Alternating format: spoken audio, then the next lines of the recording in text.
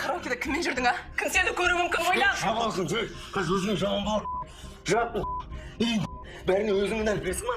Күйеуің измет етпесін десе, қара өзің, не мына шашың, не мына түрі, не? Ауылда жүрсің бе, салон жоқ па? Из-за блокировки платформы полная серия доступна по ссылке в первом комментарии.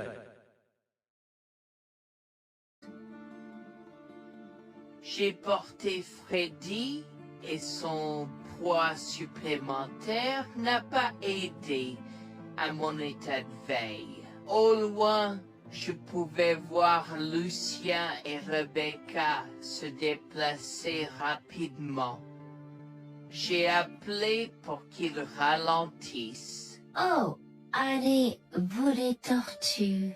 J'ai 65 ans et je suis meilleure que vous deux. Dépêchez-vous.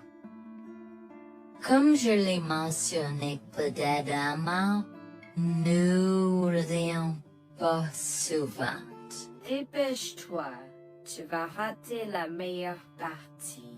Quoi, je ne t'entends pas?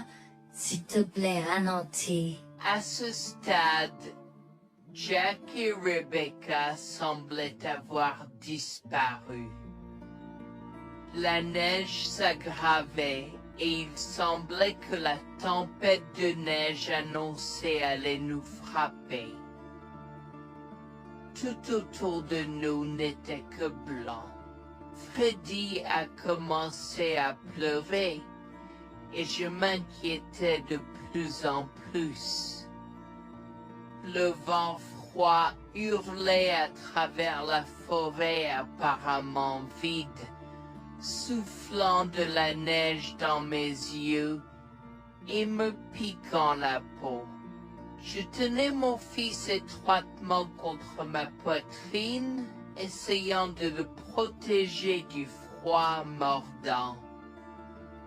Alors que nous nous frayions un chemin à travers la neige, jusqu'aux genoux, à la recherche de tout signe d'aide.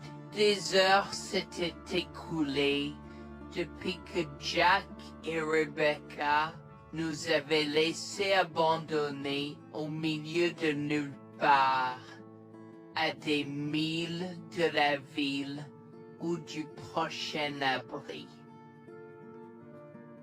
Wax attira contre elle et mon mari, mais plus que ça, j'avais peur pour la sécurité de mon fils. Maman, il fait si froid. Je veux rentrer à la maison. Je sais, mon bébé. Je suis désolée pour tout ça. Je te promets que je vais trouver de l'aide pour nous, d'accord? Ne t'inquiète pas une seule seconde. Alors que nous trébuchions à travers les congères, je pouvais sentir mon corps s'affaiblir de minute en minute. Je savais que nous ne pouvions pas survivre dehors pendant longtemps, et trouver un abri était la priorité numéro 1. Mais juste au moment où je pensais que tout espoir était perdu, une lumière faible est apparue dans le lointain. Nous avons trébuché vers elle à moitié aveugle et à moitié gelé, jusqu'à ce que nous atteignions enfin la petite cabane aperçue auparavant, avec ses bouffées de fumée qui s'élevaient toujours dans le vent rude, nichées dans une clairière. Avec les quelques forces qui me restaient, j'ai frappé à la porte aussi fort que possible et je me suis effondré dessus. Maintenant, qui pourrait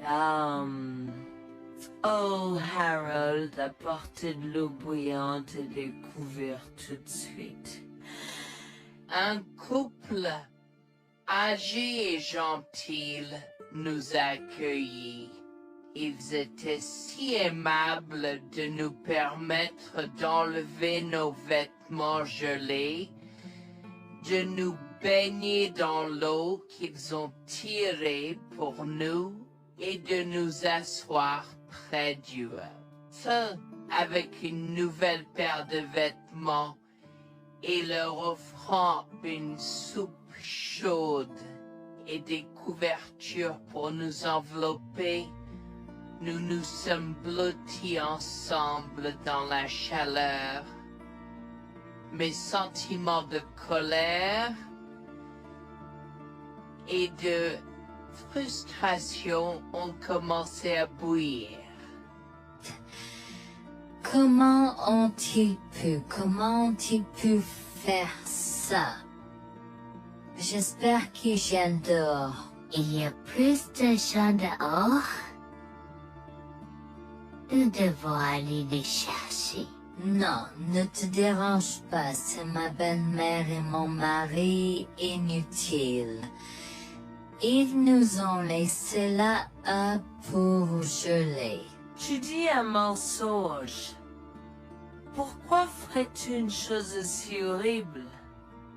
Je savais que Becky était toujours comme ça, mais Lucia... Pas moyen qu'il nous ferait ça. Attends une seconde.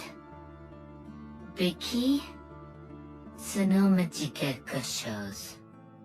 Est-ce la dame avec une fine silhouette, les lèvres pincées et sérieuses tout le temps?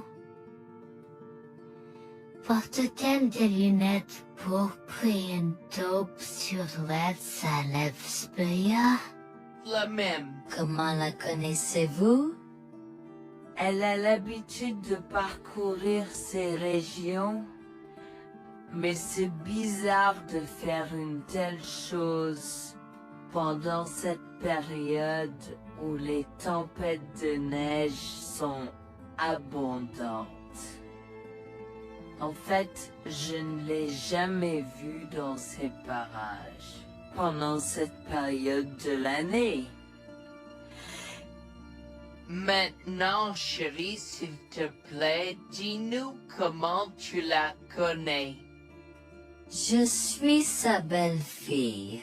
Nous sommes venus de Floride parce qu'elle n'avait jamais vu son petit-fils Freddy depuis sa naissance. Je voulais vraiment qu'ils se lient d'amitié et se connaissent, mais Anne semblait désintéressée, même après que nous soyons venus de si loin. Freddy était blotti contre moi, endormi dans mes bras, avec un sourire sur son visage. Dieu merci, il allait bien. Dieu merci, il était en sécurité. Comment son petit corps a survécu tout cela? Encore un mystère pour moi. Mais plus je le regardais, plus je devenais frustré par son père, inutile, et sa grand-mère. Elle est magnifique. Cela nous fait pleurer de savoir que cela se produit. Vous voyez, nous n'avons pas d'enfants. Nous ne pouvions pas en avoir. Alors nous avons décidé de venir vivre sur les montagnes. C'est la vie que nous avons toujours voulu, mais nous ne pouvons pas combler les lacunes dans nos cœurs. Donc, entendre que quelqu'un qui a la chance d'avoir un tel petit enfant a choisi d'être négligent est quelque chose que nous ne pouvons pas pardonner. Tu sais, j'ai toujours eu un drôle de pressentiment à propos de Becky, je te l'ai dit, Harold. Cette femme n'est pas normale dans sa tête. J'ai crié après eux leur disant d'attendre pour nous, mais ils ont juste continué à aller de l'avant. Ils m'entendaient, mais ils choisissaient de ne pas m'écouter. Pourquoi aurait-il fait ça? Parfois, nous ne savons pas pourquoi les gens font les mauvaises choses qu'ils font. Tout ce que nous pouvons faire, c'est faire de notre mieux. Nous avons continué à converser le reste de la soirée, et aussi en colère que je fusse. Avec le stade où je m'ai fait cheveux merger parce que je savais que Lucien et moi étions exécurés. Le matin est venu et il semblait que la tempête de neige se soit calmée. J'ai cherché sur divers sites web pour trouver des rapports météorologiques indiquant que c'était maintenant sûr de se déplacer dans la ville. Et la ville. J'ai échangé des coordonnées avec Georgina et Harold, les remerciant pour tout l'amour et les soins qu'ils nous ont montrés. Il n'y a pas besoin de nous remercier. Nous avons juste fait ce qui était juste. N'importe qui, avec la moitié d'un cœur, aurait fait la même chose. S'il vous plaît, laissez-moi vous accompagner chez vous. Harold et Georgina nous ont accompagnés à la résidence et, oh mon Dieu, nous avons trouvé Lucien et Rebecca assis confortablement sur le porche avant, comme si Freddy et moi étions sur le point de mourir la veille. Je suis sorti de la voiture et j'ai commencé à perdre les pédales. Qu'est-ce qui ne va pas chez vous les gens? Comment pouvez-vous nous laisser là? Tu nous ralentissais et nous voulions voir la cascade gelée. Est-ce que tu plaisantes? Freddy aurait pu mourir la nuit dernière. Tu t'en fous, vous, Lucien? Pour être juste, tu aurais pu simplement rester à la maison si tu n'étais vraiment pas prêt pour cette aventure. Je jure devant Dieu, à ce moment-là, ma vision est devenue rouge. J'étais prêt à attaquer, à donner des coups de pied, à crier et à hurler pour que le monde entier entende à quel point ces gens étaient horribles. Non seulement ils nous ont laissés là, mais ils semblaient ne pas se soucier de ce qu'ils avaient fait. C'était presque comme s'ils essayaient de nous tuer. Avant que je ne puisse lancer une série d'actions et de mots qui ne pourraient pas être repris, Harold m'a retenu, me disant de me calmer, car Freddy était toujours dans la voiture avec Georgina. En assistant à toute cette scène, il m'a fallu un moment pour me calmer. Mais même si j'avais calmé, j'étais toujours agressif et argumentatif. Vous nous avez laissés là. Nous aurions pu mourir, Lucien. Tu t'en fous de ça? Tu t'en fous que ta mère ait essayé de nous tuer? Ne sois pas dramatique, Noémie. Elle n'essayait pas de faire ça. Regarde, la raison pour laquelle nous ne sommes pas revenus te chercher est parce que nous savions que tu trouverais de l'aide et un abri. Je veux dire, tu as toi-même indiqué cette cabane, n'est-ce pas? Il semble que tu aies obtenu l'aide dont tu avais besoin. Pas grâce à toi ou à ta mère.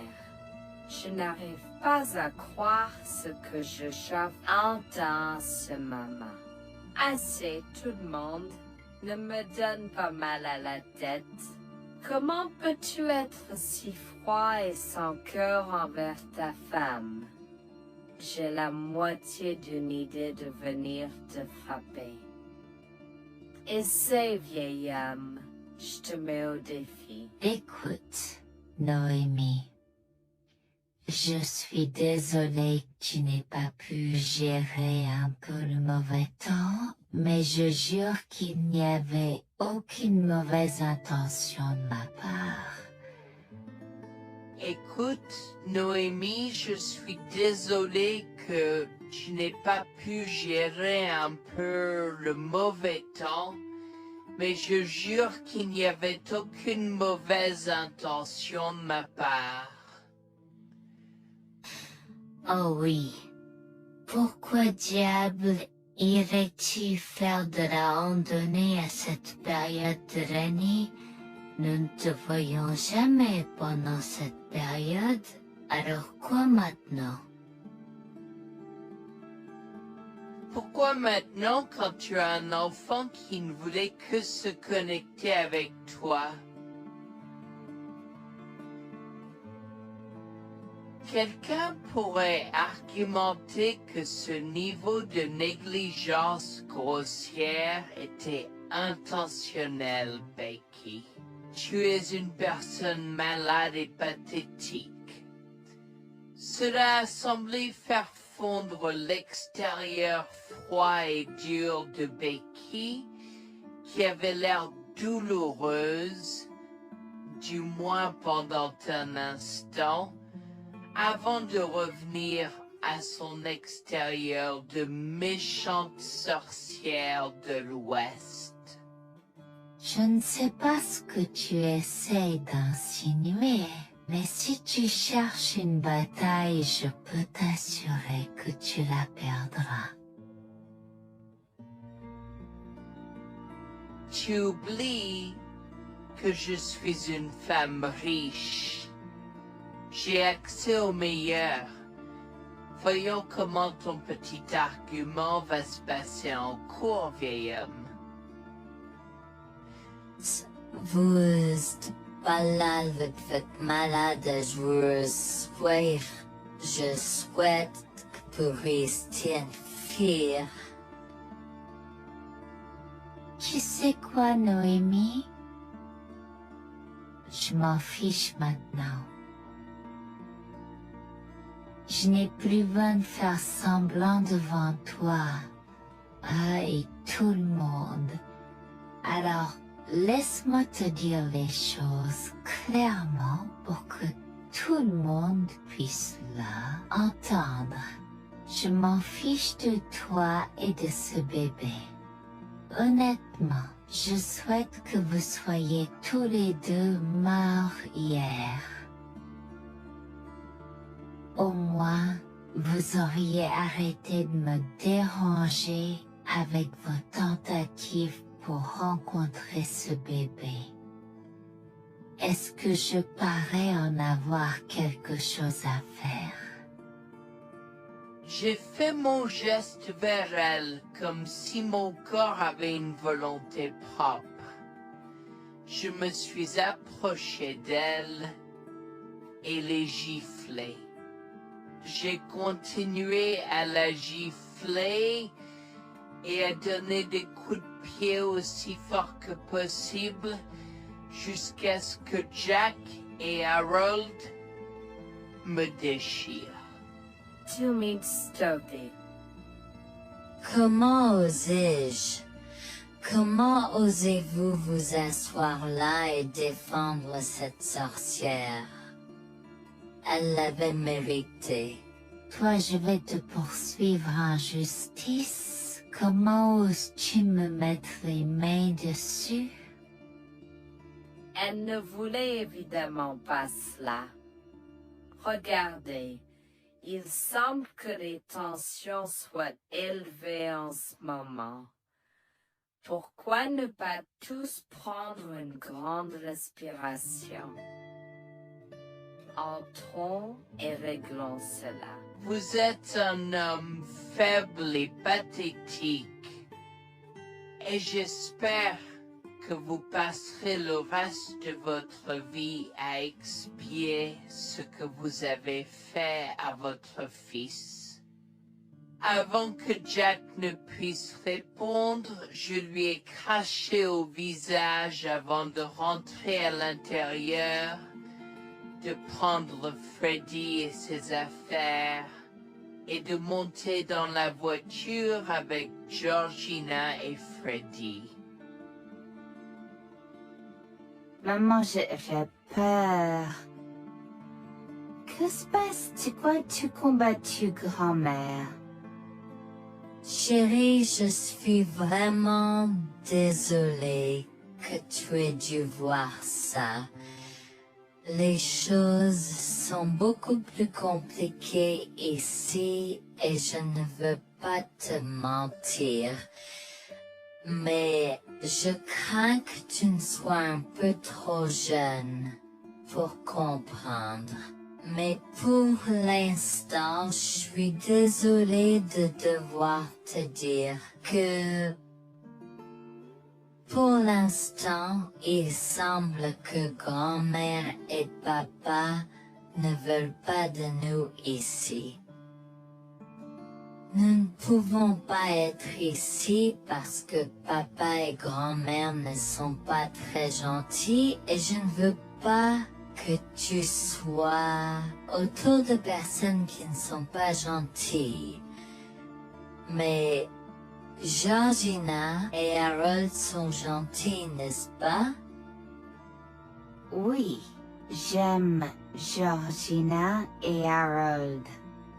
Harold et Georgina peuvent-ils être mes grands-parents? Oh mon Dieu, mon petit enfant, tu me fais pleurer. Bien sûr, je peux être ta grand-mère. Oh mon Dieu, mon petit enfant, tu me fais pleurer. Bien sûr, je peux être ta grand-mère. Je serai toujours ton ami et je te promets de prendre soin de toi si tu as besoin de moi. Harold a pris la voiture et nous a emmenés à un hôtel où nous avons pu nous reposer et nous remettre de nos émotions, mais malheureusement tout l'événement était un peu trop difficile à gérer. J avait très peur pour l'avenir pour l'avenir, tant Freddy que moi, car cela signifiait le divorce. Mais j'avais peur, Bertie, qu'ils obtiennent la garde de Freddy. Décidé de parler au gymnase et s'est préparé de la question une fois que Freddy s'était endormi. Que vais-je faire? Je vais aller en prison? Nonsense. Cette sorcière ne portera pas plainte. Et si elle ne faisait? elle ne le fera pas, car nous avons des preuves de sa conspiration pour commettre un meurtre. Comment? Nous sommes toujours préparés, chérie. Nous avons secrètement enregistré toutes les preuves. Maintenant, vous pouvez emporter cet enregistrement avec vous et l'utiliser contre votre mari et belle-mère au tribunal. Vous êtes des anges déguisés. Comment avez-vous fait ça? Quand? Comment? Chut, mon enfant, ne t'inquiète pas de tout ça. Écoute simplement l'enregistrement audio. Nous avons écouté et effectivement toutes les preuves avaient été enregistrées, y compris la partie où j'ai attaqué physiquement sa mère. Maintenant, ils vont me faire pour coups et blessures. Oh mon Dieu, pourquoi je fais ça? Maintenant, Bonjour, je m'appelle Jeanne et j'ai 37 ans. Je rédige ceci parce que l'année dernière a été très difficile pour moi et mon mari Jules. Nous avons beaucoup progressé depuis cet incident et je veux juste partager cette histoire pour aider quiconque pourrait se trouver dans une position similaire. Laissez-moi d'abord vous raconter comment j'ai rencontré mon mari, adorable. Tout a commencé de la manière la plus inattendue, dans un hôpital. Jules et moi nous sommes retrouvés à passer une longue nuit devant la salle d'urgence remplie d'inquiétude et incapables de partir. Jules était là parce que sa sœur avait eu un grave accident de voiture alors que ma mère a souffert d'une crise cardiaque. Dans cet espace partagé d'inquiétude et d'incertitude, nous avons trouvé du réconfort dans la présence de l'autre. Nous avons parlé facilement, découvrant un terrain d'entente et une compréhension réelle. Comme nous avons réalisé que cela prendrait un certain temps avant d'avoir des nouvelles des médecins, nous avons décidé de faire une pause et de prendre un café au café de l'hôpital. Nous ne savions pas que ces rencontres fortuites allaient changer nos vies à jamais. Au fur et à mesure que la nuit se transformait en aube, nous avons échangé des numéros avant de nous séparer à contre-séance. Pendant que la condition de ma mère se stabilisait et qu'elle commençait sa convalescence, la sœur de Jules faisait face à un voyage plus difficile. L'accident l'avait laissée avec de graves lésions de la moelle épinière et des blessures cérébrales, et elle était paralysée de la taille aux pieds. Jules était dévasté, partagé entre le soulagement qu'elle ait survécu et la tristesse face aux défis qu'elle allait maintenant affronter. Au cours des mois suivants, Jules et moi sommes restés en contact, nous nous soutenons émotionnellement pendant les convalescences de nos proches. Nos conversations ont progressivement changé, nous permettant de partager nos espoirs, nos rêves et nos peurs. Dans l'un de ces échanges sincères, Jules a eu le courage de m'inviter à prendre un café, un rappel significatif de l'endroit où notre connexion avait d'abord fleuri. Notre amour a grandi rapidement, alimenté par la fondation que nous avons construite pendant nos moments les plus sombres. Welfare vers la réalité de l'autre et avons avoir tale. Cela n'a pas pris longtemps pour que nous réalisions que nous avions trouvé quelque chose de vraiment spécial. Après 2 ans de fréquentation, Jules m'a demandé en mariage. Avec une joie débordante, j'ai dit oui avec enthousiasme. Notre mariage était une petite et intime célébration, honorant l'amour qui est né de nos épreuves partagées. À ce moment-là, la sœur de Jules avait besoin de soins spécialisés, et il, étant le membre de la famille le plus proche, a pris la responsabilité. Cependant, il avait également besoin d'un travail temps plein pour gérer les factures qui s'accumulaient. Inquiète qu'il soit accablé, Jules a travaillé sans relâche pour subvenir aux besoins de sa sœur et de notre avenir ensemble. Un jour, je l'ai assis et l'ai rassuré en lui disant que nous étions une équipe faisant le défi de la vie ensemble. Chérie, j'ai besoin de te parler de quelque chose d'important. S'il te plaît, prends place. De quoi s'agit-il? Tu as l'air sérieuse, tout va bien? D'une certaine manière, non. Je t'ai vu lutter pendant un certain temps maintenant. Tu sais que tu peux me demander de l'aide, n'est-ce pas? Bien sûr que je le sais. Je ne veux juste pas t'imposer mes problèmes, tu sais. Mon chéri, nous sommes une équipe. Je veux que tu te souviennes toujours de ça. Nous faisons face aux défis de la vie ensemble et il n'y a rien d'individuel dans notre relation, seulement la nôtre. Je veux te soutenir, toi et ta sœur, de toutes les manières possibles. Cela signifie beaucoup pour moi, bébé. Tu as été incroyable tout au long de tout cela. Je ne sais pas ce que je ferais sans toi. C'est exactement pourquoi je voulais en parler.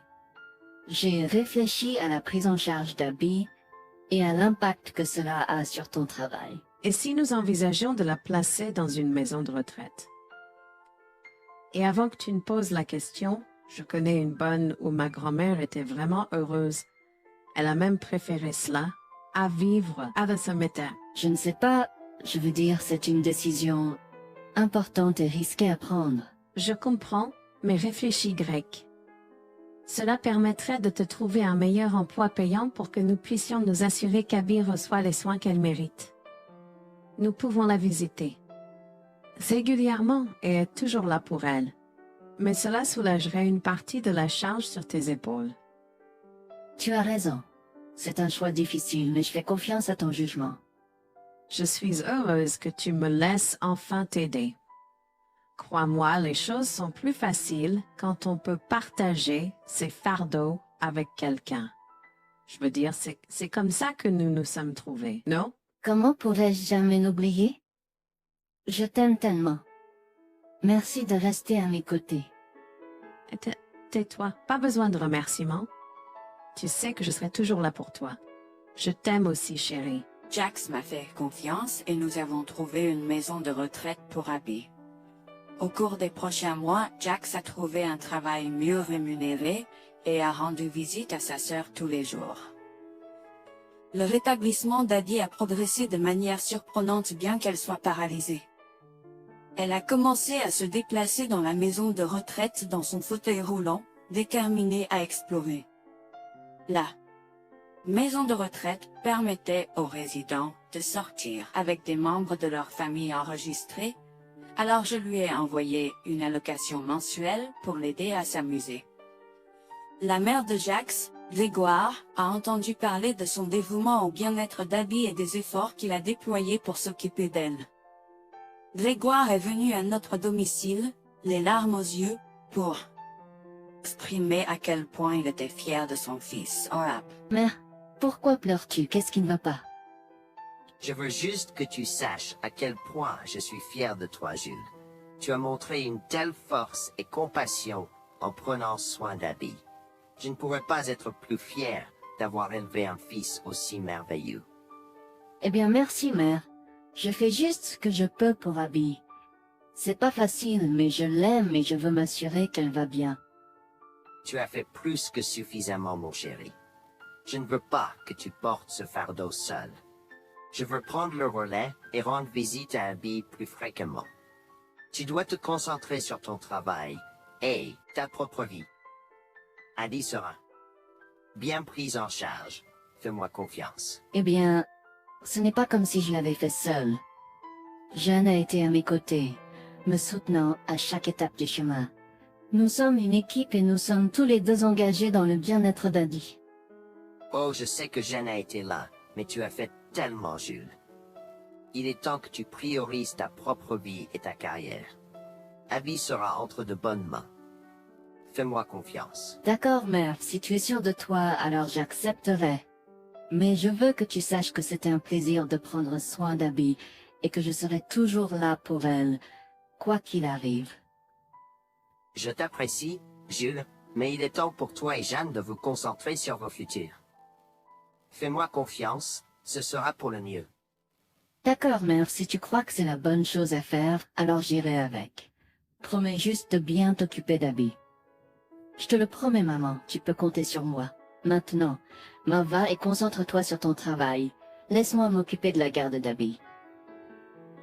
J'ai trouvé l'intérêt subi de Grégoire pour Abby un peu étrange, mais je me suis tue car je savais que ce moment était important pour Jules. L'année suivante, Jules s'est concentré sur son travail et obtenu une augmentation. J'ai également obtenu une augmentation, ce qui nous a permis d'augmenter l'allocation mensuelle de Bal d'Abby. Grégoire a tenu sa promesse, mais il y avait un piège. Il a toujours insisté pour que nous restions occupés par le travail et nous a rappelé à quel point Abby était heureuse avec plus d'argent. Il nous a grondé si nous voulions la visiter et a prétendu qu'il savait ce qui était le mieux pour elle. Grégoire nous a fait appeler avant de rendre visite à Abby, donc il a contrôlé notre accès à elle.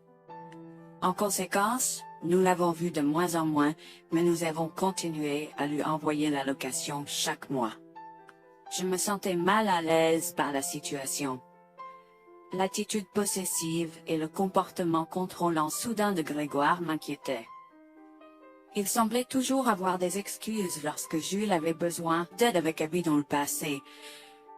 Cependant, je n'ai rien dit car je savais à quel point Abby était importante pour Jules. Malgré les défis, Jules et moi sommes restés engagés à soutenir Abby.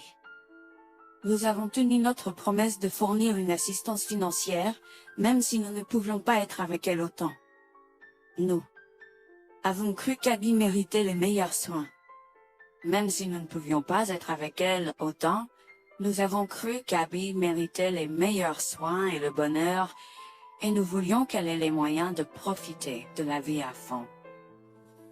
Un jour, Jules était un peu trop submergé par le manque d'Abby.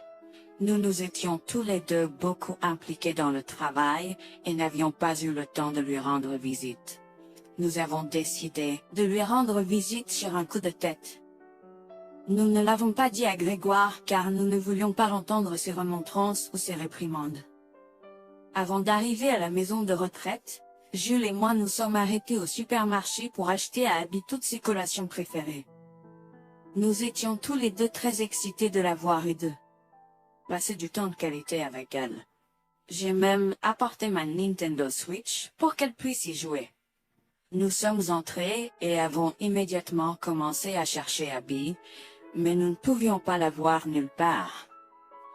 Je pensais qu'elle était probablement partie pour un rendez-vous chez le médecin ou qu'elle était probablement dans le jardin. Nous avons trouvé l'infirmière d'Abby, Mme Smith. Elle nous a regardés avec confusion. « Excusez-moi, pourriez-vous nous dire où est Abby? Nous la cherchons. » Charlie, savez-vous pas ce qui s'est passé? Non, nous n'en savons rien. S'il vous plaît, dites-le nous. Que s'est-il passé? Est-ce que Abby va bien? J'ai essayé de contacter Grégoire car il a insisté pour être le point de contact pour toutes les informations concernant Abby, mais il n'a jamais répondu à mes appels. S'il vous plaît, dites-nous simplement ce qui s'est passé. Est-ce que Abby va bien? Je suis vraiment désolée de vous apprendre cette nouvelle. Alors que nous administrions un nouveau médicament à Abby, son corps a eu une réaction sévère. Elle est tombée en état de choc, malgré nos efforts et d'aide. Quoi? Quand cela s'est-il produit? Cela s'est produit il y a 2 mois. 2 mois? Comment cela est-il possible? Pourquoi n'avons-nous pas été informés? Je m'excuse pour cette omission. Nous essayons de joindre Grégoire comme il l'avait demandé, mais il semble qu'il n'a jamais reçu nos appels. C'est incroyable. Nous aurions dû être au courant, nous aurions dû appeler Abby. Merci de nous l'avoir dit, Manager Smith. Nous aurons besoin de temps pour traiter cela. Pouvez-vous nous laisser un peu d'intimité? Bien sûr, prenez tout le temps dont vous avez besoin. Je serai là si vous avez des questions ou si vous avez besoin d'aide.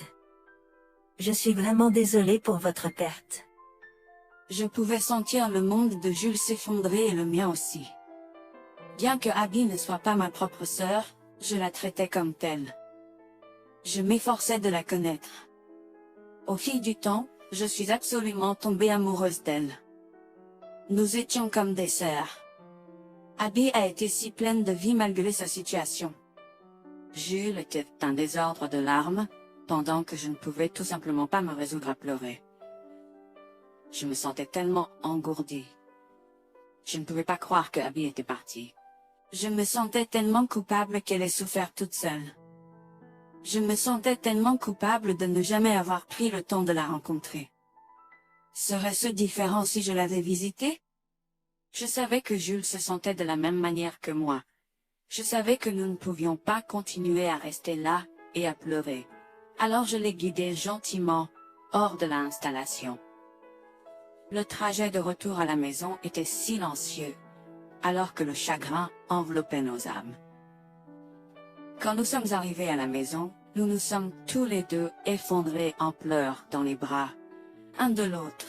Nous avons pleuré et pleuré pendant ce qui semblait être des heures.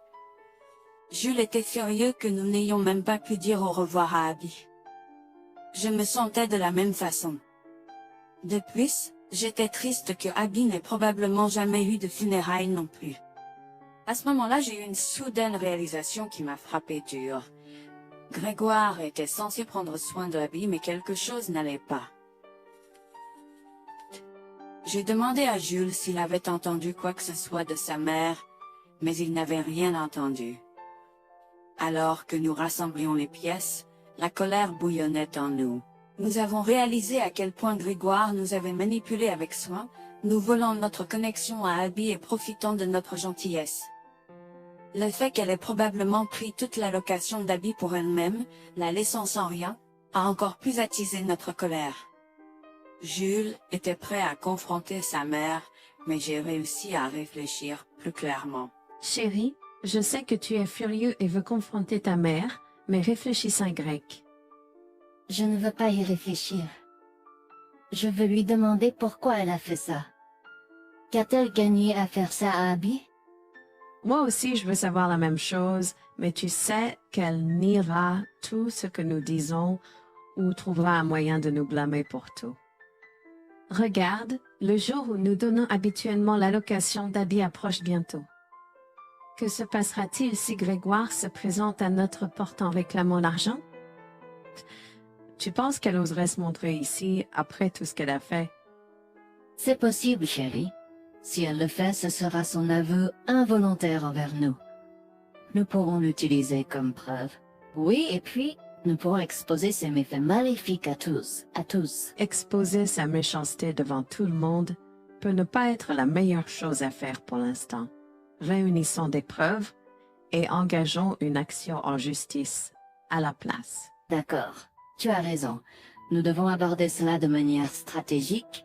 Nous allons suivre ton plan et rassembler les preuves dont nous avons besoin. Il est temps que Grégoire fasse face aux conséquences de ses actes. Nous avons tous deux pris une semaine de congé.